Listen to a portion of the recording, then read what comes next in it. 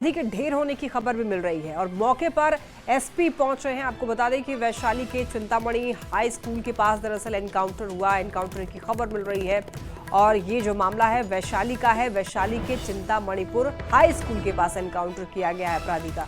तो देखिए, वैशाली से ये खबर है। पुलिस और अपराधी के बीच में मुठभेड़ होती है और उसके बाद वहां पर एसपी पहुंच रहे हैं मौके पर। सुप्रीम कोर्ट ने बिहार की वोटर लिस्ट रिवीजन पर सुनवाई के दौरान ड्राफ्ट लिस्ट से हटाए गए 65 लाख लोगों के डेटा को सार्वजनिक करने का निर्देश दिया। पर चुनाव आयोग ने कहा, ठीक है, आपका आदेश है तो कर देंगे।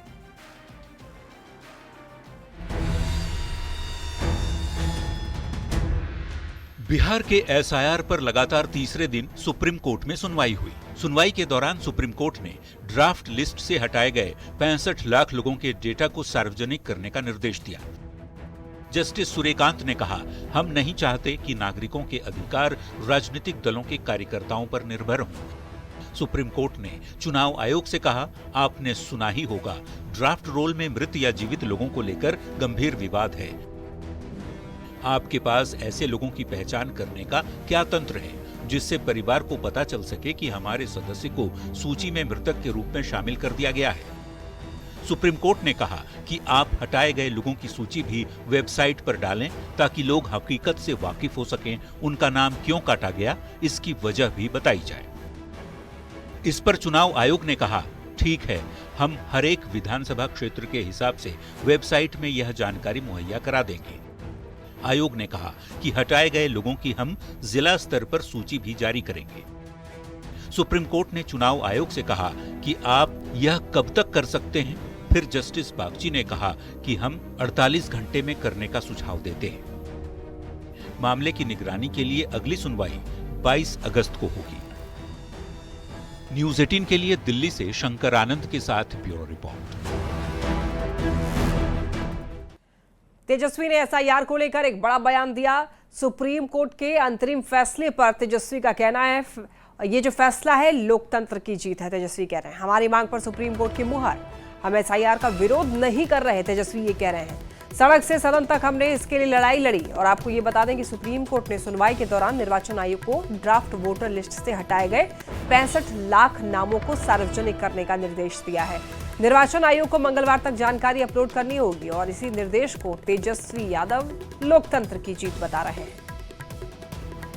कोर्ट में बहस के बाद कई दिनों से जो बहस चल रहा था, सुप्रीम कोर्ट का इंटरिम फैसला जो आया है, आज उस इंटरिम ऑर्डर में हम कह सकते हैं कि आज लोकतंत्र की जो है जीत हुई है।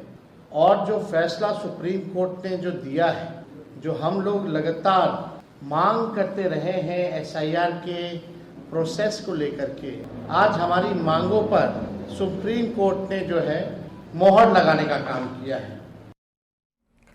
बिहार में हुए एसआईआर के ड्राफ्ट लिस्ट में बड़े पैमाने पर धांधली का आरोप लग रहा है और अब की बार ये आरोप विपक्ष नहीं बल्कि बीजेपी के नेता और बीएलओ लगा रहे हैं। दरभंगा बीजेपी के बीएलए ने यहां पर बाकायदा निर्वाचन आयोग को लिखित शिकायत दी है और 655 फर्जी वोटर्स का नाम हटाने की अपील की। और अब इस मामले में देखिए सियासत भी शुरू हो गई। एसआईआर ड्राफ्ट लिस्ट पर बड़ा खुलासा, साजिश के तहत धांधली का आरोप, बीजेपी ने दर्ज कराई लिखित शिकायत, एसआईआर में गड़बड़ी पर भड़की सियासत।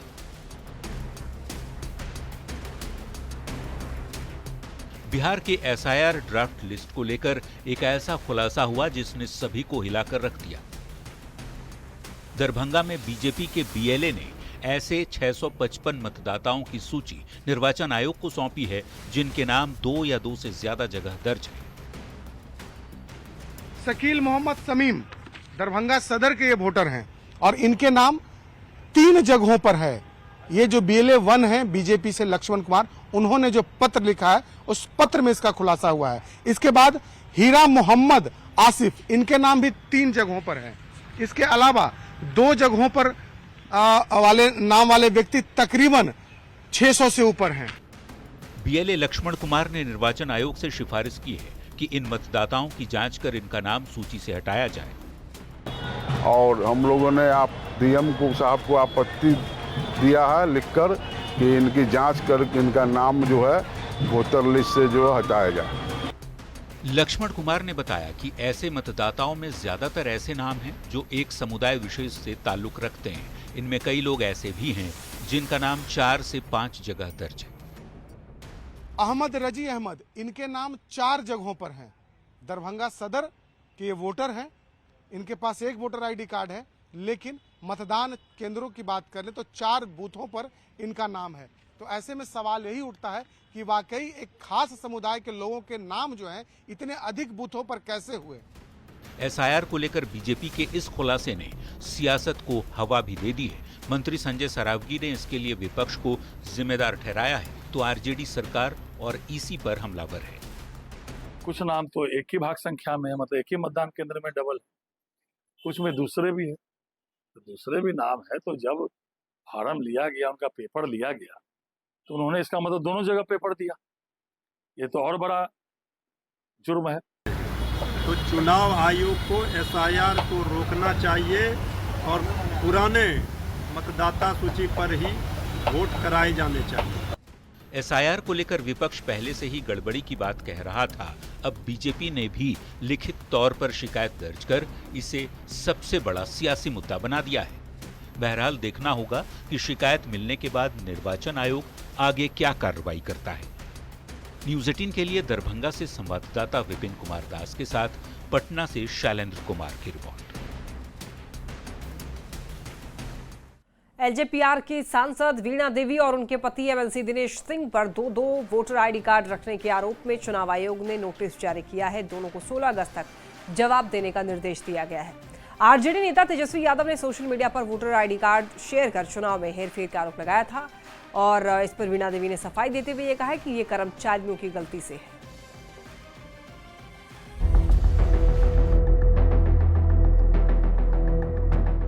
ये 2 तस्वीरें देखिए। एक में लोक जनशक्ति पार्टी रामविलास की सांसद वीणा देवी का 2 वोटर कार्ड है, तो दूसरे में उनके पति और एमएलसी दिनेश सिंह के 2 वोटर कार्ड हैं। एलजेपीआर की सांसद वीणा देवी और उनके पति एमएलसी दिनेश सिंह पर 2 वोटर आई कार्ड रखने के आरोप में चुनाव आयोग ने नोटिस जारी किया है। दोनों को 16 अगस्त तक जवाब देने का निर्देश दिया गया है। इस पर सफाई देते हुए वीणा देवी ने कहा कि उन्होंने एक जगह से नाम हटाने का बहुत पहले आवेदन दे दिया था, लेकिन कर्मचारियों की गलती से ये अब तक नहीं हटा। एप्लीकेशन दे दिए थे कि हमारा नाम हटा दिया जाए। अब कैसे यहाँ आया है तो ये हो सकता है कर्मचारी के मिस्टेक है, मुझे नहीं पता है। मैं तो कभी मुजफ्फरपुर जिला में वोट गिराया ही नहीं। अब वीणा देवी जो भी सफाई दें, नेता प्रतिपक्ष तेजस्वी यादव पहले ही इसे सियासी मुद्दा बना चुके हैं। तेजस्वी यादव ने सोशल मीडिया एक्स पर एमएलसी दिनेश सिंह और उनकी पत्नी वीणा देवी का वोटर लिस्ट में नाम और एपिक नंबर साझा किया था और चुनाव में हेरफेर का आरोप लगाया था। न्यूज़ 18 के लिए पटना से रवि एस नारायण और मुजफ्फरपुर से प्रियांक सौरभ के साथ ब्यूरो रिपोर्ट। राहुल गांधी 17 अगस्त से बिहार में वोटर अधिकार यात्रा करेंगे।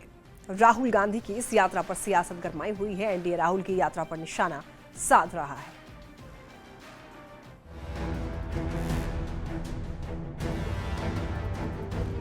एसआईआर पर जारी सियासी संग्राम के बीच 17 अगस्त से राहुल गांधी बिहार में वोटर अधिकार यात्रा पर निकलने वाले हैं। राहुल गांधी ने अपनी यात्रा को लेकर सोशल मीडिया एक्स पर पोस्ट भी किया है, जिसमें उन्होंने बिहार की धरती से वोट चोरी के खिलाफ सीधी लड़ाई छेड़ने की बात कही है। राहुल गांधी ने लिखा है कि ये चुनावी मुद्दा नहीं, ये लोकतंत्र, संविधान और वन मैन वन वोट के सिद्धांत की रक्षा का निर्णायक संग्राम है। राहुल गांधी की इस यात्रा को लेकर बिहार की सियासत गरमाई हुई है। एनडीए ने राहुल गांधी की यात्रा पर जोरदार हमला बोला है। राहुल गांधी जी यात्रा करते रहे, उनकी यात्रा का कोई प्रभाव नहीं। हम लोग भी बिहार से ही आते हैं। कोई बिहार में इस जो इंटेंसिव रिवीजन है, इसको किसी ने इसकी आलोचना नहीं की। अगर आप मेरे स्लाइड्स को देखें तो राहुल गांधी जी जब बात करते हैं या तेजस्वी जी जब बात करते हैं एसआईआर के खिलाफ, तो उसका एसआईआर के विरोध का उनका मूल एजेंडा है तुष्टीकरण की राजनीति। उसका मूल एजेंडा है घुसपैठियों का संरक्षण। उसका मूल एजेंडा है कि किसी तरह भ्रम फैला के डराकर इलेक्शन कमीशन और संवैधानिक संस्थाओं को रोका जाए। पद के लिए यात्रा और पद यात्रा में बड़ी फर्क है। गांधी की पद यात्रा हुई, उसके बाद चंद्रशेखर जी की पद यात्रा हुई, वो एक सामाजिक क्रांति थी। और अभी जो पद यात्रा कर रहे हैं, इसके पहले भी महानुभाव एक कर चुके हैं पद यात्रा। तो ये सब पद के लिए यात्रा है। एसआईआर पर एक तरफ सुप्रीम कोर्ट में सुनवाई चल रही है तो दूसरी तरफ एसआईआर को लेकर राहुल गांधी की इस यात्रा की कांग्रेस जोरदार तैयारी कर रही है। इस यात्रा में नेता प्रतिपक्ष तेजस्वी यादव भी शामिल होने वाले हैं। एसआईआर के बहाने कांग्रेस इस यात्रा के जरिए अपनी चुनावी जमीन मजबूत करना चाहती है। Bureau report, news 18। वैशाली से बड़ी खबर मिल रही है। मारा गया कुख्यात अरविंद साहनी। वैशाली में पुलिस और अपराधी के बीच मुठभेड़ की खबर। मुठभेड़ में अपराधी अरविंद साहनी मारा गया। देखिए, मुठभेड़ में एसटीएफ का एक जवान भी घायल हुआ है। मौके पर अब वैशाली के एसपी ललित मोहन शर्मा पहुंचे। आपको बता दें कि वैशाली के चिंतामणिपुर स्कूल के पास मुठभेड़ हुई और वहां पर एनकाउंटर किया गया। तो ये जो मामला है वैशाली का है और यहाँ पर अरविंद साहनी, कुख्यात अरविंद साहनी मारा गया है एनकाउंटर में। वैशाली में पुलिस और अपराधी के बीच मुठभेड़ हुई और मुठभेड़ के दौरान ही एनकाउंटर कर दिया गया। तो आपको बता दें कि मुठभेड़ में एसटीएफ का एक जवान भी घायल हुआ है और मौके पर वैशाली के जो एसपी हैं ललित मोहन शर्मा वो पहुंचे हुए हैं। ज्यादा जानकारी देंगे न्यूज़ 18 संवाददाता प्रफुल्ल हमारे साथ जुड़ रहे हैं। प्रफुल्ल, वैशाली में पुलिस और अपराधी के बीच मुठभेड़ की खबर मिल रही है। फिलहाल इस वक्त क्या अपडेट है, पूरी जानकारी दीजिए। जी देखिए, ये देर शाम जो है ये मुठभेड़ हुआ है और इस मुठभेड़ में एसटीएफ और जिला पुलिस की टीम जो थी वो शामिल थी। एसटीएफ को सूचना मिली थी कि कुख्यात अपराधी जो है अरविंद साहनी, इसका नाम बताया जा रहा है, जो कई संगीन मामले में का आरोपी था और जेल भी गया हुआ था ये, और सोना लूट कांड के साथ साथ कई लूट की वारदात को इसने अंजाम दिया था और इसके ऊपर कई सारे केस दर्ज है। जिसके होने की सूचना जो मिली थी वो वैशाली के थाना क्षेत्र के चिंतामणिपुर गांव है एक, वहां पे एक बगीचा है, उसमें होने की सूचना मिली थी। जिसके बाद एसटीएफ ने दबिश दी और एसटीएफ और पुलिस की टीम जब वहां पहुंची तो अरविंद साहनी की तरफ से फायरिंग की गई। जवाबी कार्रवाई में पुलिस ने भी फायरिंग की, जिसमें अरविंद साहनी जो है वो मौके पर ढेर हो गया। हालांकि इस कार्रवाई में जो है वो एसटीएफ के एक जवान भी घायल हुआ है, जिसे इलाज के लिए अस्पताल भेजा गया है। उसके बाद मौके पर जो एसपी ललित मोहन शर्मा है वो वहाँ पे पहुंचे थे। उन्होंने पूरे सबका जायजा लिया है। मौके पे एफएसएल की टीम को बुलाया गया है। टीम जो है जांच कर रही है और जो अरविंद साहनी है उसे सदर अस्पताल भेजने की कवायद जो है वो पुलिस द्वारा की जा रही है। विस्तार से जो जानकारी है एसपी ने कहा है कि पूरे मामले की जब छानबीन हो जाएगी उसके बाद इस पूरे मामले की जानकारी दी जाएगी कैसे क्या हुआ। लेकिन एक बड़ी सफलता जो है पुलिस के हाथ लगी है और बिल्कुल ये बड़ी सफलता है पुलिस का। फिलहाल बहुत धन्यवाद आपका इन तमाम जानकारियों के लिए प्रफुल्ल। देखिए, बिहार में लगातार माहौल बिगाड़ने की साजिश हो रही है। छपरा में असामाजिक तत्वों ने शिव मंदिर में शिवलिंग को खंडित कर दिया, जिसके बाद तनाव का माहौल बन चुका है। बिहार में लगातार माहौल बिगाड़ने की साजिश हो रही है। मंदिरों पर हमले रुक नहीं रहे हैं। ये तस्वीरें हैं छपरा के नवादा गांव की, जहां शिव मंदिर में शिवलिंग को खंडित कर दिया गया। शिवलिंग को खंडित करने की खबर जैसे ही लोगों को मिली, मंदिर परिसर में लोगों की भीड़ जुट गई है। इलाके में तनाव का माहौल हो गया है। शिवलिंग खंडित होने के बाद लोगों में गजब का आक्रोश है। लोग आरोपियों की जल्द गिरफ्तारी की मांग कर रहे हैं।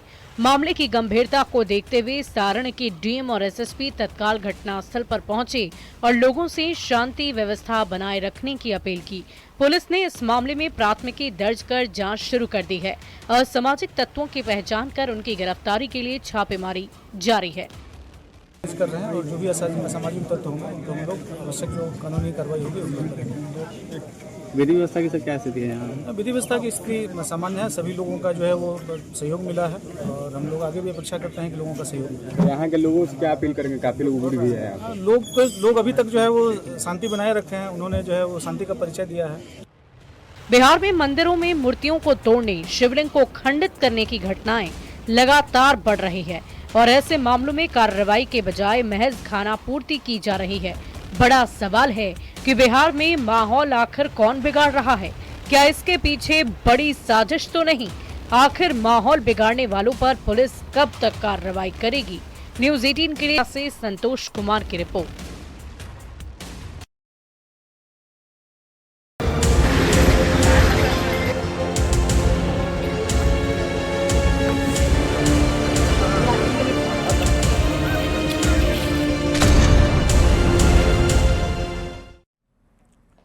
बिहार में बाढ़ के हालात धीरे धीरे गंभीर होते जा रहे हैं। 12 जिले बाढ़ की चपेट में आ चुके हैं और इन जिलों के 59 प्रखंडों के 375 गांव बुरी तरह से प्रभावित हैं। तो ऐसे में बाढ़ के हालात और प्रभावित लोगों का हाल जानने के लिए मुख्यमंत्री नीतीश कुमार ने हवाई सर्वेक्षण किया। मुख्यमंत्री ने वैशाली के राघोपुर दियारा, पटना के काला दियारा, रूपस, महाजी, रामनगर, कसाहा दियारा, मोकामा, बाढ़ और फतुआ के टाल क्षेत्र के साथ ही बेगूसराय और मुंगेर के बाढ़ प्रभावित इलाकों का हवाई सर्वे किया। हवाई सर्वे में देखिए सीएम नीतीश कुमार के साथ जल संसाधन मंत्री भी साथ रहे। तो एक्सक्लूसिव तस्वीरें आपको दिखा रहे हैं। ये ऊपर से लिया गया ये तस्वीर जो कि बाढ़ प्रभावित क्षेत्र है। यहाँ पर आम जनजीवन इस वक्त काफ़ी प्रभावित हुआ है। बाढ़ की वजह से कई लोगों को एक जगह से दूसरी जगह शिफ्ट करना पड़ गया है, क्योंकि जो नदियों के किनारे बसे हुए लोग हैं खासतौर पर उनको काफ़ी ज़्यादा समस्या हो रही है। कटाव की समस्या से भी लोग परेशान हैं। अपने ही आशियाने को उजड़ता हुआ देख काफी परेशान हैं लोग।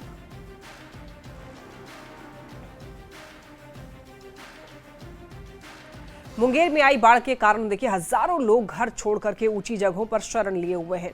जिला प्रशासन उन लोगों के लिए राहत बचाव कार्य में जुटा है। बाढ़ पीड़ितों की मदद के लिए मुंगेर पुलिस लगातार पेट्रोलिंग कर रही है। लोगों को जरूरत का सामान भी दिया जा रहा है।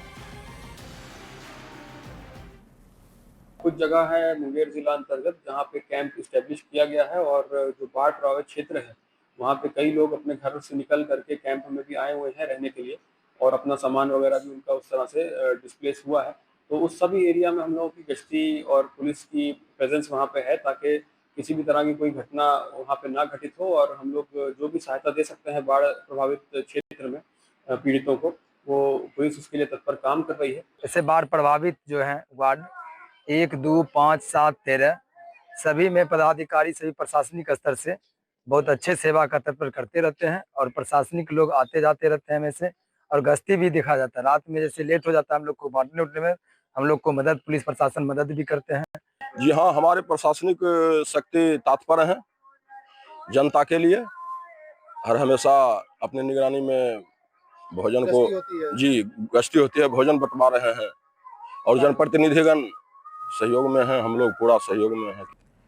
सुधाकर सिंह का विवादित बयान, केंद्रीय मंत्री गिरिराज सिंह को बताया आतंकवादी। गिरिराज सिंह को बयानों के जरिए आग लगाने वाला बताया। गिरिराज सिंह के बयान को समाज को तोड़ने वाला बताया है। तो देखिए इस वक्त एक बड़ी खबर यही है कि सुधाकर सिंह ने एक विवादित बयान दे दिया है गिरिराज सिंह को लेकर के और गिरिराज सिंह को आतंकवादी बता दिया इन्होंने।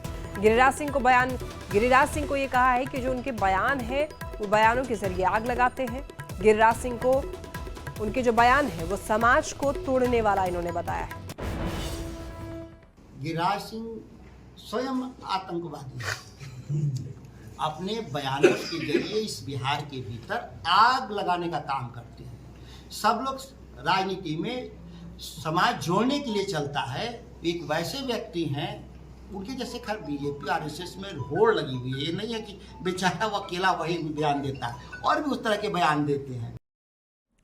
बिहार कर्मचारी चयन आयोग ने बड़े पैमाने पर नौकरी की भर्तियां निकाली हैं, जिसमें कि चतुर्थ स्नातक स्तरीय संयुक्त प्रतियोगिता परीक्षा के तहत जहां पर 1481 सहायक प्रशाखा पदाधिकारियों के पद पर विज्ञापन निकाली गई है, तो वहीं CGL 4 के तहत ही 1481 पदों पर बहाली निकली है। अब इसके अलावा देखिए विभिन्न विभागों में परिचारी पद के लिए भी 3727 पदों के लिए भर्तियां निकाली गई हैं।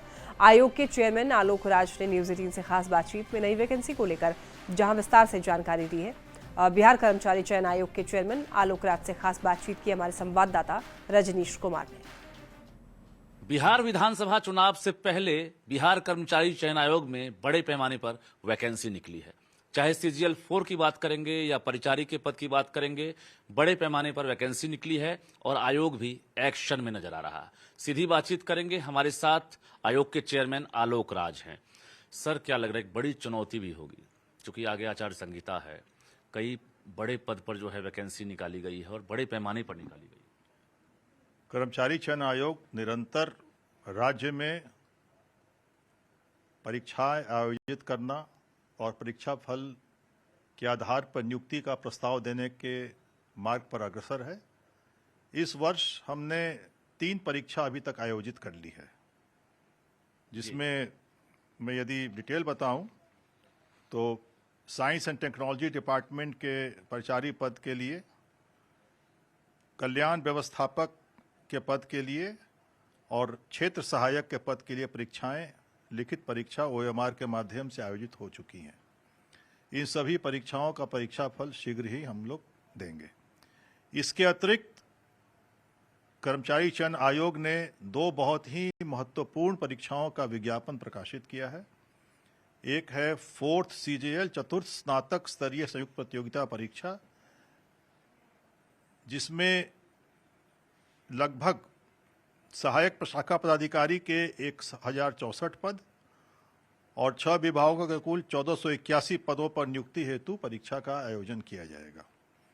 इसके अतिरिक्त कार्यालय परिचारी विशिष्ट की संयुक्त प्रतियोगिता परीक्षा भी आयोजित करने के लिए विज्ञापन प्रकाशित किया जा चुका है, जिसमें कुल 3727 पदों पर नियुक्ति हेतु परीक्षा ली जाएगी। बहुत बहुत धन्यवाद। हमारे साथ बिहार कर्मचारी चयन आयोग के चेयरमैन आलोक राज थे और बहुत ही बारीकी से इन्होंने सवालों का जवाब दिया है। इसके साथ साथ तकनीक के जरिए कैसे आयोग को जोड़ेंगे, परीक्षा माफियाओं कैसे इन्होंने चेतावनी दी है, आपने सुना।